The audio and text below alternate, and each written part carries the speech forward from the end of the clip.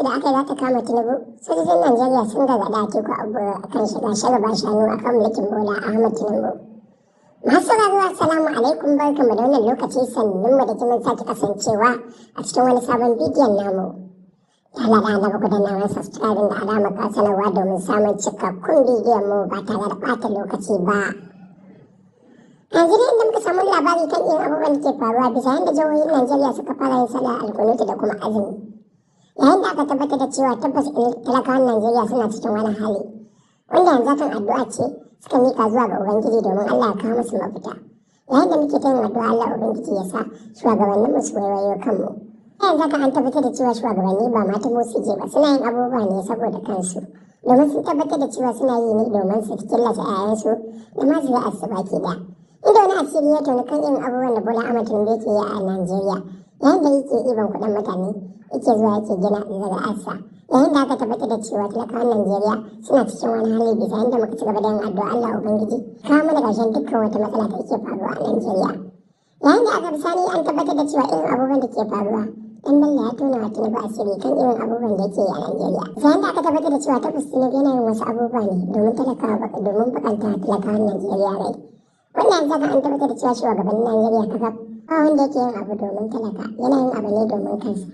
Yayin da aka tabbatar da cewa tabbas 'yan Najeriya da ma jihohin Najeriya baki ɗaya suna da daga cikin wanda suke yin azumi da kuma yin sallar farilla wajen tabbatar da cewa an yi alkunutu domin Allah Ubangiji ya kawo mana ƙarshen dukkan wata matsala a Najeriya. Yayin da muka tabbatar da cewa manya-manyan malamai sun sa baki kan irin abubuwan da ke faruwa.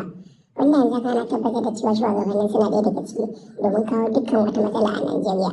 Allah Ubangiji ya samu dace. Wata matsala da aka samu a Najeriya an tabbatar da cewa manya-manyan shugabannin Najeriya suna ɗaya daga cikin wanda suke ba wa Tinubu shawarwari. Hanyar da aka tabbatar da cewa wasu abubuwa da suke faruwa a Najeriya suna ɗaya daga cikin kokari domin dakatar da dukkan wata badakala. Sai da kuma 'yan kasuwannin mu suna ɗaya daga ciki domin tusa talaka masifa a cikin ransa. Inda wasu da kayan abinci daga gwamnati mai sauki sun tusa talaka da mai tsada. An tabbatar da cewa talaka ya saba da siyan kayan Najeriya da tsada. Za ka tabbatar da cewa kasashen Afirka suna ɗaya daga cikin wadda Najeriya ta fi kowace ƙasa a Afirka arziki da kuma ragowar matatan mai. Inda aka tabbatar da cewa wasu daga cikin manyan shugabannin suna ci gaba da yin wasu abubuwa ne domin kuntata wa talaka. An tabbatar da jawaban da kuma labaran. Wanda yanzu hakan za mu ce ku da kawo muku ingantaccen rahoton nan. Sai dai kuma kafin mu kawo muku ingantaccen rahoton nan ku danna mana subscribe da alamar sanarwa domin samun cikakkun bidiyon mu ba tare da ɓata lokaci ba. To masu sauraron mu, yanzu ne da muka samu labari kan irin abubuwan da ke faruwa bisa yadda sojojin Najeriya suka gargaɗi Atiku Abubakar kan dukkan wasu abubuwa da suke faruwa. Yayin da aka tabbatar da cewa Atiku Abubakar yana ɗaya daga cikin shiga ba shanu akan gwamnatin Najeriya, inda ke tabbatuwa ke goyon bayan talakawan Najeriya kan zanga-zangar da suka yi. Wannan yanzu haka ana tunanin wasu talakawan Najeriya suna addu'a 100% domin tabbatar da cewa dukkan wasu abubuwa da suke faruwa a Najeriya sun miƙa wa Allah lamarinsu domin Allah ya gane musu kan yadda shugabannin mu za su dawo hanya madaidaiciya. Yayin da za ku ji cewa tabbas shugabannin Najeriya suna yin wasu abubuwa ne domin kawo dukkanin ƙarshen talaka. Wannan yanzu haka talakawan Najeriya suna ganin cewa tabbas komai zai zo ƙarshe domin mulkin Buhari ya gama ma. An tabbatar da cewa Atiku Abubakar yana faɗin gaskiya ne akan mulkin Bola Ahmed Tinubu. Da kuma maganganun da aka faɗa akan cewa tabbas Tinubu yana ɗaya daga cikin wanda zai kawo ƙarshen dukkan wata matsala. Yayin da aka tabbatar da cewa sojojin Najeriya sun fara gargaɗarsa da kuma wata fatakala da ya tashi a Adamawa. Inda gwamnan Adamawa ya goyi bayan su kan cewa ya ci gaba da yin zanga-zanga domin kawo ƙarshen dukkan wata matsaloli. Yayin da aka tabbatar da cewa Atiku Abubakar yana faɗin gaskiya ne kan dukkan wata matsaloli da shugabannin ke yi. Yayin da aka tona masa asiri da kuma kuɗaɗen da suke yi ba duk shekara ko kuma in ce a duk wata. Wannan zaka an tabbatar da cewa shugabannin suna ci gaba da wasu abubuwa 100% domin kawo dukkanin ƙarshen badakala.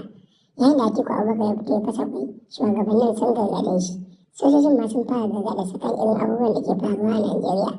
Wanda yanzu haka mun tabbatar da cewa shugabannin suna ɗaya daga cikin wanda suke kawo ƙarshen dukkan wasu abubuwa. Allah Ubangiji ya sa shugabannin mu su dawo gare mu. Daga bisani inda aka tabbatar da cewa dukkan wasu abubuwa da suke faruwa a Najeriya, manyan shugabannin mu ne suke kulla shi domin sun fi so su ga talaka a cikin wahala. Wanda yanzu hakan ana tunanin cewa tabbas talakawan Najeriya suna yin kokari 100% a hannun shugabanni. Tabbas an tabbatar da hakan da kuma maganganun da tsohon shugaban ƙasar Najeriya ya faɗa akan 'yan Najeriya. Ta masu sauran mu nan da zamanin da muka tabar mu shirin namu ku shiga YouTube channel ɗin mu gudanar mana subscribing da alamar sanarwa Domin samun cikakkun bidiyon mu ba tare da ɓata lokaci ba, muna muku fatan alkhairi.